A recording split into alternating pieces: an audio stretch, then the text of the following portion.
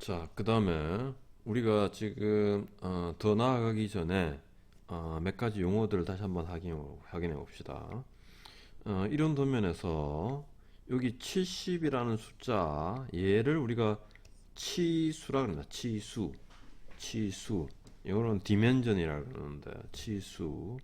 그 다음에 이렇게 그어진 치수 밑에 이렇게 있는 선 얘를 치수선이라고 합니다. 치수선. 그 다음에 양쪽에 이렇게 있는 그 이 치수선 양쪽에 있는 이런 선이 있잖아요. 얘가 치수 보조선입니다. 치수 보조선. 그리고 이렇게 지금 이렇게 뭔가를 가리키는 지시하는 그것을 지시선이라고 합니다. 지시선. 자, 다시 얘가 치수선, 치수 보조선, 치수 보조선. 얘가 치수 보조선이에요.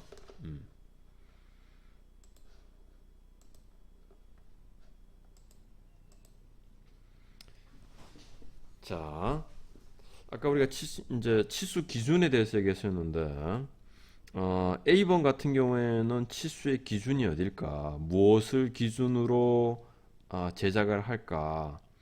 A번 같은 경우에는 지금 이 면이 기준이 될 것 같아요. 여기에서부터 여기까지, 여기에서부터 여기까지, 여기에서부터 여기까지. 그래서 지금 여기에서 여기까지, 여기에서 여기까지, 여기에서 여기까지 이렇게 쭉 표시가 되어 있잖아요. 그래서 결국은 아마 작업자가 이 물건을 만들 때는 이 면을 기준으로 얘도 만들고 그 다음에 이쪽으로 만들 것 같아요. 왜냐하면 지금 이 치수가 얘를 기준으로 표시가 되어 있다라는 거. 그래야 뭐 여기 이제 100 플러스 마이너스 얼마, 여기는 뭐 80 이렇게 얘를 맞추려면 얘를 먼저 만들 수밖에 없다라는 거예요. 자, 그런데 그 기준이 어, 이 명확치 않은 경우에는 이렇게 기준이라고 써놓는 경우도 있습니다. 기준이라고 써놓는 경우도 있어요. 그래서 이제 어, 얘 같은 경우엔 이 면이 이 면과 이 면이 기준이라는 거예요. 그래서 아마 작업자가 이런 그 이 사각형이 있었다고 치면 여기를 먼저 한번 쫙 해서 여기를 없애고 그 다음에 아마 그러니까 지금 이제 원래 빨간색이 피삭제였다면 이렇게 어 다시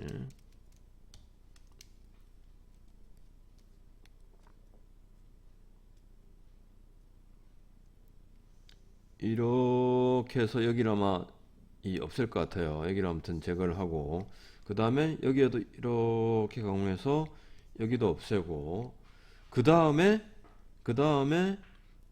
요런 면 이런 면 그 다음에 뭐 이런 면을 만들 것 같더라고요. 그래서 결국은 얘를 제일 기준이 되는 우리가 그러니까 자를 될 때도 여기를 기준으로 뭔가 그러니까 이 측정을 해야 될 거잖아요. 그래서 얘가 가장 먼저 만들어야 되는 그러한 면이 되고 그 다음에 얘를 기준으로 여러 가지 이 치수가 정해진다라는 거예요.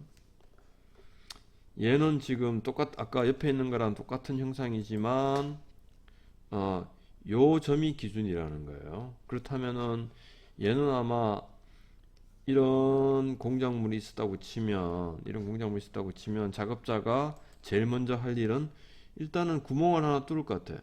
이렇게 구멍을 뚫고 이 구멍을 기준으로 이면도 만들고 그 다음에 이면도 만들고 그렇게 할 것 같더라고요. 지금 옆에 D번 같은 경우에도 여기 기준이라고 쓰여져 있는데 이 면이 기준이라고 되어 있다라는 거예요. 그래서 걔를 기준으로 치수를 기입해야 되겠습니다. 혹은 여러분들이 결국은 제조에 제조 방법을 잘 알아야만, 얘를 잘 알아야만 치수 기입도 제대로 할 수 있게 되는 거죠.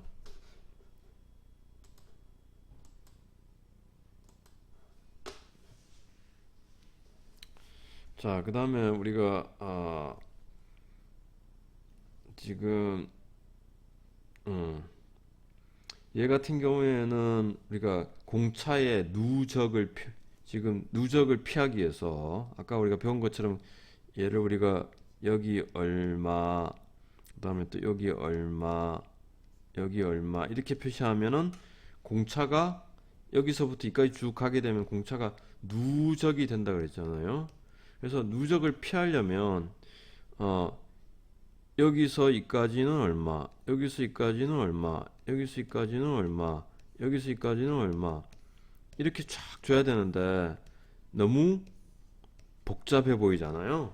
복잡해 보이잖아요. 그래서 이런 경우에는 어떻게 표시하냐면 지금 여기에 이제 얘가 기준이어서 여기 동그라미를 딱 쳐놨죠.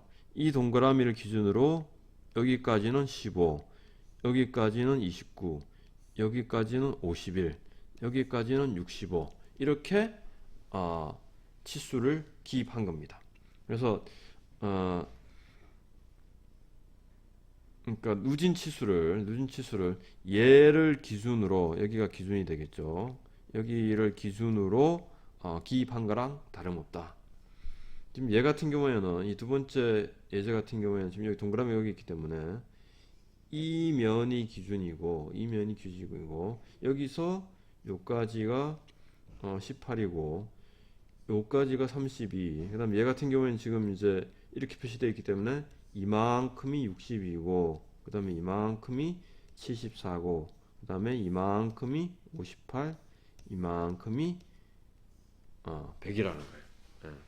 그래서 이렇게 이 그러니까 치수선을 쓰면 너무 복잡해지니까 심플하게 여기 요 동그라미를 써서 치수를 기입하는 방법도 있다라고 알아두면 되겠습니다.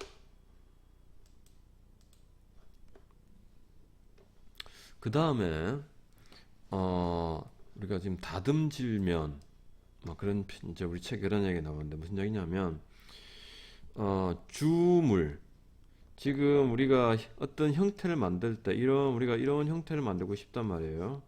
이런 형태를 만들 때 쉽게 이야기하면은 우리가 칼로 여기를 잘라서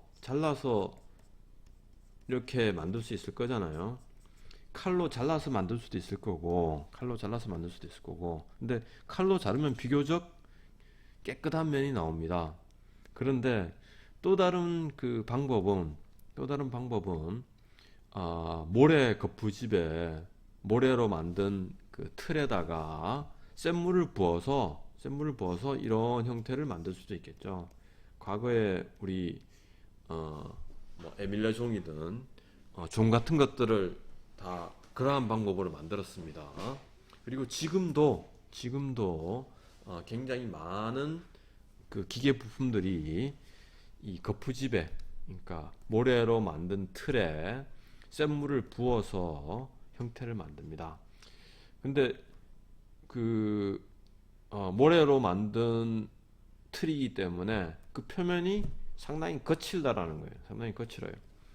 자, 그래서 근데 이게 왜 이야기를 하고 있냐면 지금 여기 이제 이렇게 표시해 둔 면이 거친 면이라는 거예요. 거친 면. 그리고 이것도 나중에 배웁니다. 그리고 여기 이렇게 표시된 면은 좀 이 깨끗한 면, 그러니까 매끈한 면을 표시하고 있습니다. 그래서 지금 얘 같은 경우에는 지금 결국은 우리가 윗면을 그러니까 지금 내가 얘를 3차원적으로 한번 그려보면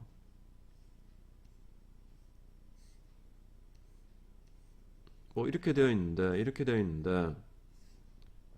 여기가 이렇게 막 우둘투둘 하더라는 거야. 이렇게 왜 얘가 주물 아까 이제 이 모래 틀에서 샘물을 부어가지고 이걸 만들었기 때문에 여기가 거칠거칠하다는 거예요. 그런데 이 거친 면에서부터 여기까지가, 그러니까 지금 이제 이 면에서 여기까지가 10이다. 그럼 이 거친 면이 기준으로 쓰면 자를 우리가 이제 측정을 할 때 여기 좀 볼록한 면에서 잰 거랑 약간 낮은 곳에서 잰 거랑 아무튼 값이 막 달라질 거라는 거예요.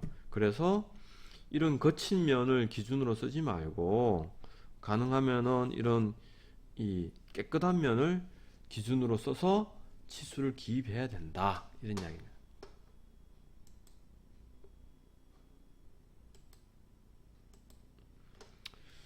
그 다음에 우리가 이런 물건을 만드는데, 물론 이게 이제 우리가 정면도를 바라보고 있는 거죠. 이런 물건을 만드는데 원래 원래 소재는 이런 소재였다. 약간 더 큰 그러한 소재를 표시하는 방법이, 여기 이제 가상선을 써서, 이점세선이잖아요. 그러니까 가상선을 써서 소재를 표현할 수 있고 그 소재의 치수도 같이 이렇게 기입할 수 있다. 예.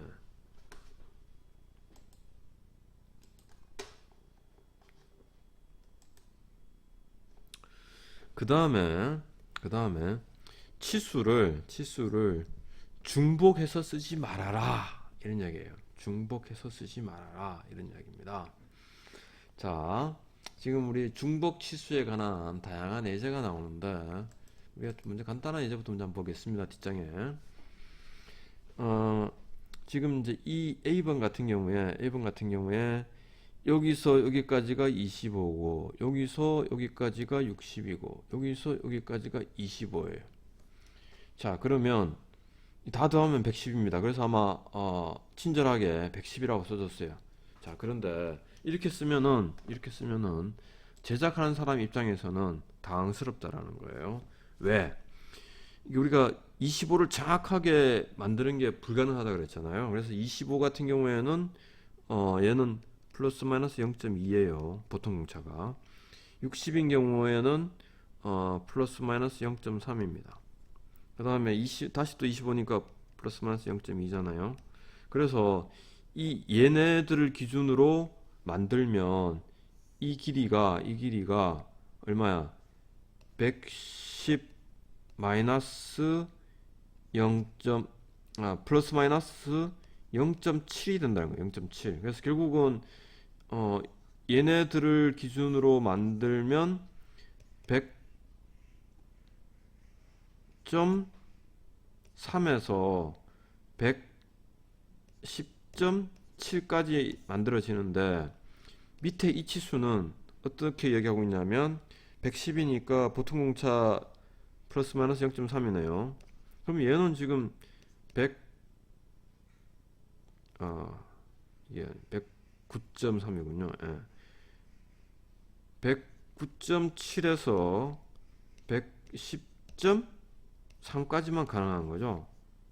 그래서 이 치수를 적용시키면 이러한 값이 나오고 이 치수를 적용시키면 이러한 값이 나오기 때문에 그 작업자 입장에서는 도대체 얘를 할까요 모르겠다라는 거죠. 그래서 이 도면이 잘못된 도면이 되는 겁니다. 그래서 지금 결국은 이제 우리가 다 더해서 110이라 할지라도 그것을 쓰면 절대 안 된다.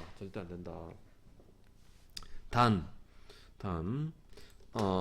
이걸 다 더하면 110이라는 걸 알려주기 위해서, 친절하게 더하게 하는 게 힘드니까 알려주기 위해서 쓰고 싶다면 이렇게 가로를 쳐서, 이때의 110은 치수가 아니라, 기준 치수가 아니라 그냥 참고하세요, 다 더하면 110쯤 돼요 라고 알려줄 수는 있습니다. 이것을 참고 치수라고 그러고 가로를 친다. 참고 치수라는 겁니다.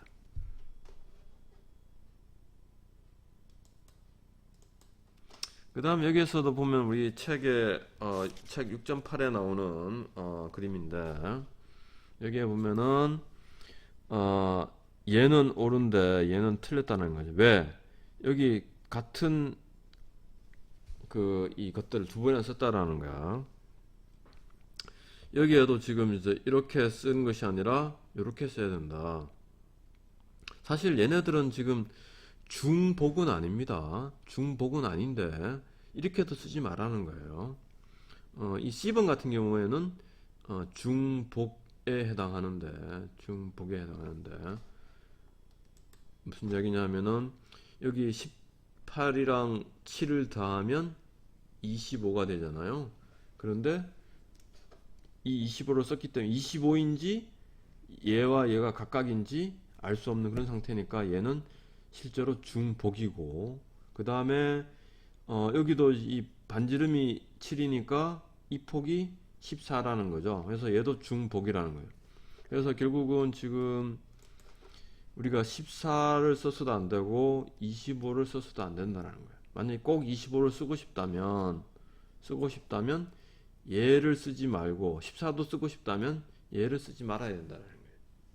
그래서 어느 걸 쓸지는 여러분들이 이제 또 상황에 따라서 다른데, 적어도 얘네들 두 개 혹은 얘네들 두 개를 써서는 곤란하다. 왜?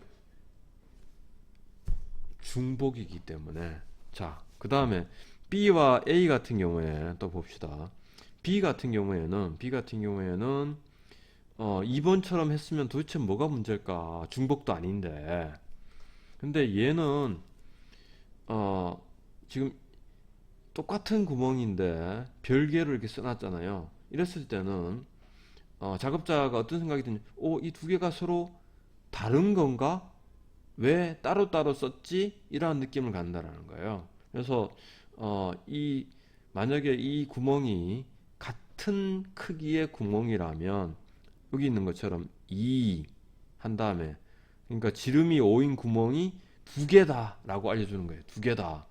또 다르게 얘기하면 얘네들은 구멍의 크기가 같다라고 강력하게 메시지를 주는 거예요. 근데 얘 같은 경우에는 그러니까 다를 것 같다는 느낌이 있다라는 거예요. 따로따로 썼기 때문에. 그 다음에 A번 예제 같은 경우에는 아주 좋은 예제는 아닌데, 사실 지금 이 R 값이 이렇게 차이가 있어서 차이가 거의 안 나기 때문에 이게 3인지 5인지 헷갈리는 상황이어서 어쩌면은 써야 될지도 모르겠어요. 자, 그런데 일단은 지금 이렇게 쓰면은 너무 복잡해 보이잖아요. 너무 복잡해 보입니다. 근데 얘 같은 경우에는 또 여기가 혹시 5가 아닐까? 여기가 3인가? 헷갈리잖아요. 그래서 이제 이 뭐냐 지금 이제 이 유사한 경우에는 혹은 명확하게 하기 위해서는 이렇게 쓸 수도 있습니다. 그래서 얘는 완전히 틀렸다고 보기는 좀 어려워요. 그리고 또 지금 이 경우에 바람직하게 쓴다면 이렇게 쓰는 것도 방법일 것 같습니다. R5가 양쪽에 두 개다 라고 쓰는 것도 방법일 것 같아요. 자, 그 다음에 얘 같은 경우에는 이제 여기 이 세 개를 다 더하면 이게 되기 때문에 얘를 빼거나 둘 중에 하나는 아무튼 없어야 될 것 같습니다. 얘도 마찬가지. 자, 그 다음에 지금 이 그림도 상당히 좀 애매한 부분인데, 자, 지금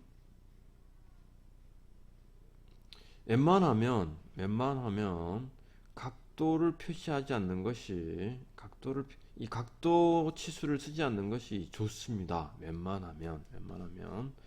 근데 현재 이 예제 같은 경우에는 여기가 11이고 그 다음에 지금 이제 이 폭이 안 나와 있잖아요. 이 폭이 어디 나와 있다고 생각을 해야 될 것 같습니다. 이 폭이 나와 있다고 생각을 해야 되고, 얘가 이제 뭐 얼마쯤 할까요?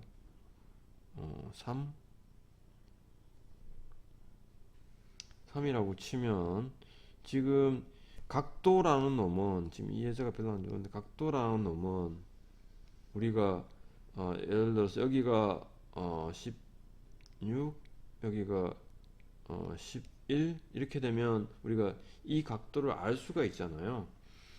그 각도라는 건 결국은 이제 요거 분의 탄젠트 요거 분의 요거이기 때문에 실제로 얘를 우리가 제조할 때 이 각도를 재는 거 굉장히 힘들어요. 그래서 결국은 얘와 얘를 측정해서 이 각도를 계산한다라는 거예요. 그래서 가능하면은 이 길이를 치수로 주는 것이 좋습니다. 길이를 치수로 주는 것이 좋습니다. 그래서 이제 얘가 좋다라고 지금 써놓은 겁니다. 여기에 지금 아무튼 이 2번은 왜 이렇게 좀 애매한 상황입니다. 예, 보면이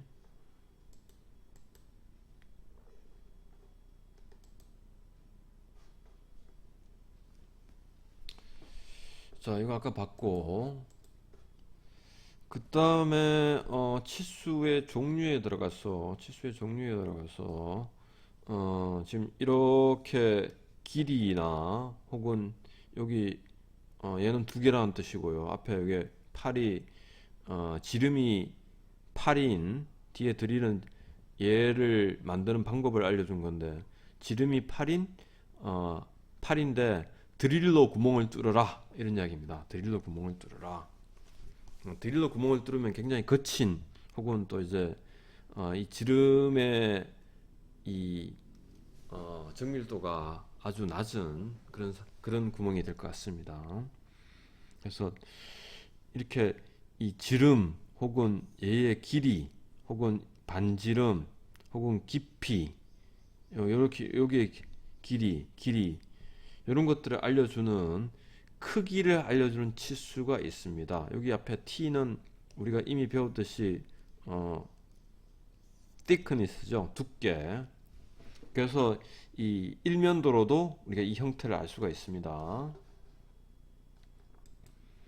자, 그런데 얘는 크기를 알려줬지만 지금 얘 같은 경우에는 이 뭐야 지금 얘의 위치가 여기에서 10만큼 떨어져 있고 여기에서 10만큼 떨어져 있는 중심점의 위치를 알려줬다고 볼 수도 있겠네요. 중심점의 위치를 알려줬어. 그래서 결국은 전체적인 크기, 그러니까 이 width, height 그런 크기를 나타내는 치수를 기입하고 그 다음에 각각의 구멍이라든지 이러한 것들을 알려주는 구멍의 위치라든지 그러한 것들을 알려주는 치수를 기입하면 모든 치수가 완성이 된다 이런 이야기예요.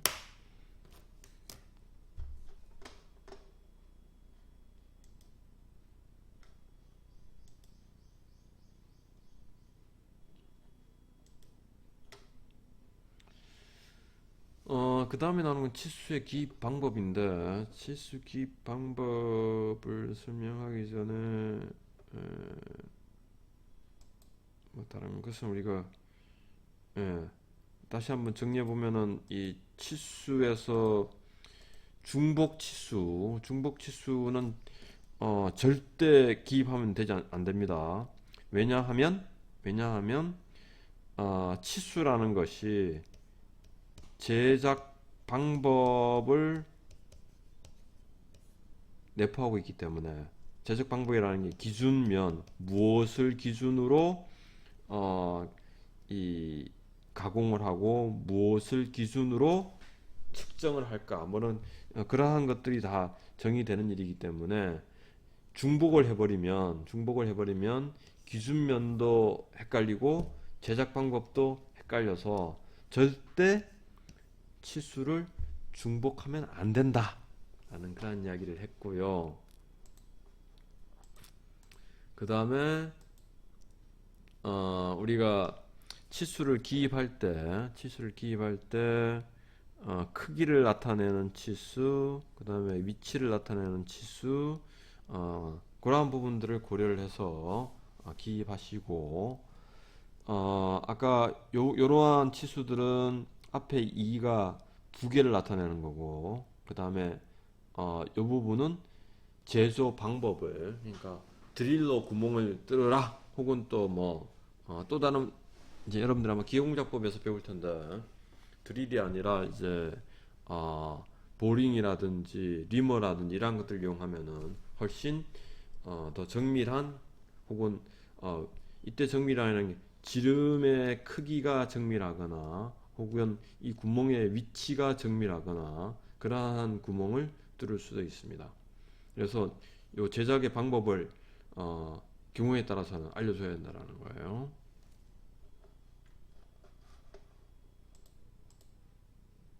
네.